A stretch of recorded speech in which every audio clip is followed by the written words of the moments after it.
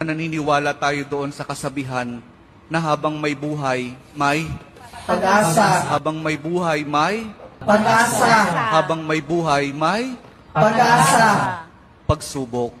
Dahil tayo katiwala ng Diyos, binibigyan din niya tayo ng iba't ibang klase ng pagsubok. Kaya po doon sa pagsubok na yon, saka pa lang natin mauunawaan na talagang ang ating buhay ay mayroong, habang may buhay mayroong, Pagsubok. habang may buhay may Pagsubok. pagbangon.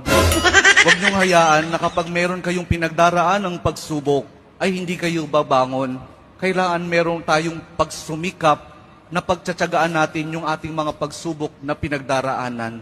At kapag merong pagsubok at merong pagbangon, saka pa lang natin mauunawaan na talagang ang ating buhay, na habang may buhay, may Pagbangon. habang may buhay, may Pagbangon. pag-ibig. Ang pag-ibig na nagmumula kay Jesus lamang sa ating mahal na pong Jesus Nazareno.